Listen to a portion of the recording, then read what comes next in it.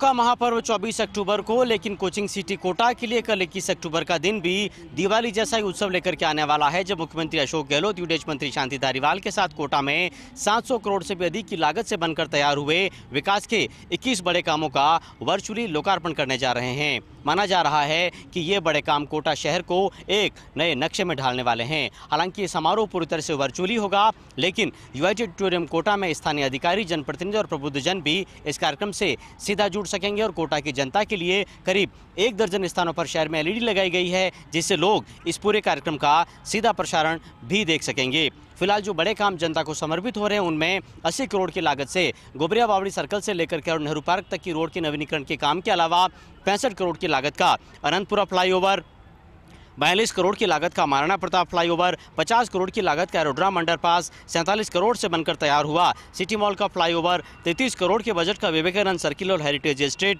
31.5 करोड़ की लागत का गोबरिया बावड़ी अंडरपास, 13 करोड़ का घोड़े वाला बाबा चौराहा, 29 करोड़ का अंटागर अंडरपास और 13 करोड़ का अदालत चौराहा शामिल है। कुल मिलाकर के 21 ऐसे विकास के काम है जो कि कल कोटा की जनता की झोली में आने वाले हैं और साथ में एक बड़ा शिलान्यास कार्यक्रम भी इसी समारोह के दौरान होने वाला है।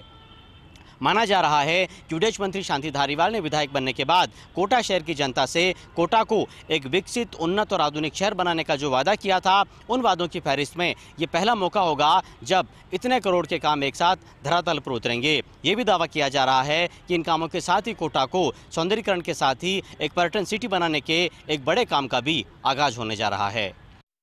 जैसलमेर के जोधपुर मार्ग पर एक बार फिर से हिट एंड रन का मामला सामने आया है, जहां सड़क किनारे सो रहे मजदूर को ट्रेलर ने कुचल दिया, जिससे मजदूर की दर्दनाक मौत हो गई। जैसलमेर के गड़ीसर चौराहे के पास अंबेडकर पार्क के आगे हिट एंड रन का मामला सामने आया है। एक ट्रक ने सड़क के किनारे सो रहे एक मजदूर को कुचलकर दर्दनाक मौत दे दी, वहीं मौके से फरार हो गया।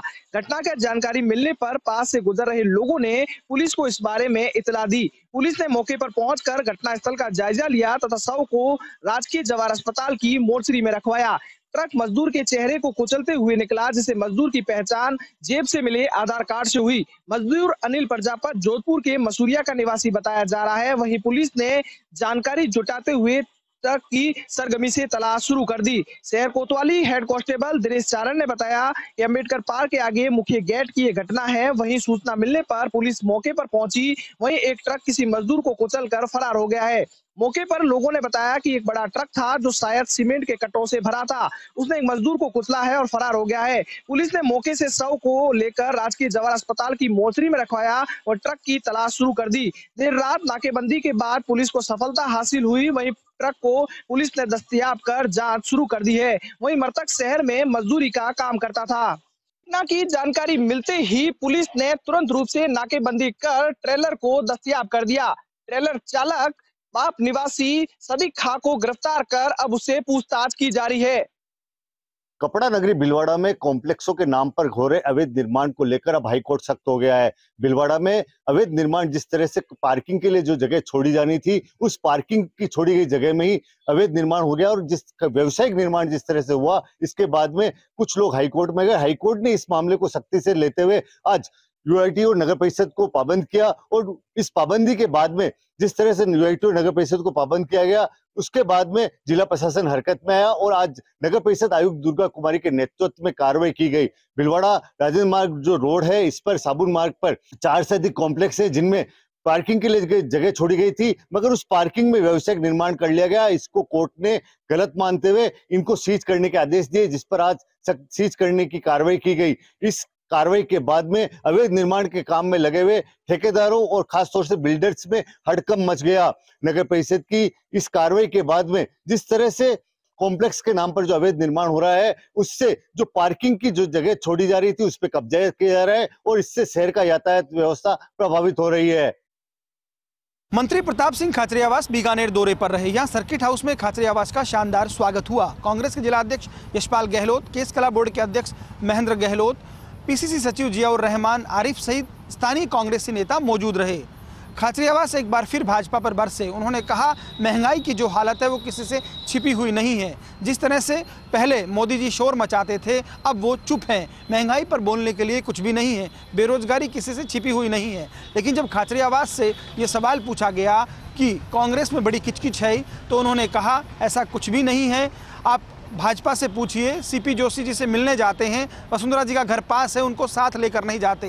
वसुंधरा जी को उन्होंने भुआ तक बता डाला, कहा कि वो सब जानती है कौन उनके साथ ये कर रहा है। साथ ही साथ जब उनसे ये सवाल पूछा गया कि जिन विधायकों ने इस्तीफा दिया है उनका क्या होगा, तो उन्होंने कहा कि सीपी जोशी नाम के प्रोफेसर नहीं हैं, सच्चे प्रोफेसर हैं। भाजपा विधायकों का दिमाग को अपनी जेब में रखते हैं, समय आने पर सही फैसला लेंगे। तो कुल मिलाकर कहा जा सकता है कि बेबाकी के लिए जाने वाले प्रताप सिंह खाचरियावास ने भाजपा के नेताओं पर खूब व्यंग्य बाण चलाए। उनका कहना था कि आज जो स्थिति बन पड़ी है वो किसी से छुपी नहीं है। कांग्रेस में जो कुछ चल रहा है अंदरूनी मामला है और मल्लिकार्जुन खड़गे अब राष्ट्रीय अध्यक्ष बन गए हैं, सब चीज़ें बेहतर होंगी। उनका कहना था राहुल गांधी की भारत जोड़ो यात्रा जिस तरह से चल रही हैं, कांग्रेस हमेशा देश जोड़ने की बात करती है और उस यात्रा को खासा समर्थन भी मिल रहा है। ACS खनिज और PHED सुबोध अग्रवाल आज रहे भरतपुर दौरे पर। भरतपुर कलेक्ट्रेट कार्यालय में ली खनिज विभाग के अधिकारियों की बैठक, तो वहीं सभागार में संभाग स्तरीय PHED अधिकारियों के साथ की चर्चा। ACS सुबोध अग्रवाल ने बंसी पाटपुर का दौरा किया और कहा कि बंसी पाटपुर के द्वितीय चरण के डायवर्जन कार्य को प्राथमिकता से पूरा किया जाएगा। उन्होंने बताया कि पहले चरण में 398 हेक्टेयर क्षेत्र में डायवर्जन कर खनन प्लांटों की नीलामी की जा चुकी है और क्षेत्र की 11 खानों में से 70 का खनन कार्य आरंभ हो चुका है। गौरतलब है कि बंसी पाटपुर में 746 हेक्टेयर क्षेत्र में, जिसमें से द्वितीय चरण में 248 हेक्टेयर क्षेत्र का डायवर्जन करवाया जाएगा। वहीं ACS सुबोध अग्रवाल ने जलदाय विभाग के अधिकारियों की बैठक ली। बैठक में कहा कि जल जीवन मिशन केंद्र एवं राज्य सरकार की महत्वाकांक्षी परियोजना होने के कारण नियमित रूप से समीक्षा की जा रही है, इसलिए अधिकारी आवंटित लक्ष्यों के अनुरूप कार्य योजना बनाकर समय पर प्राथमिकता से योजना का संचालन करें।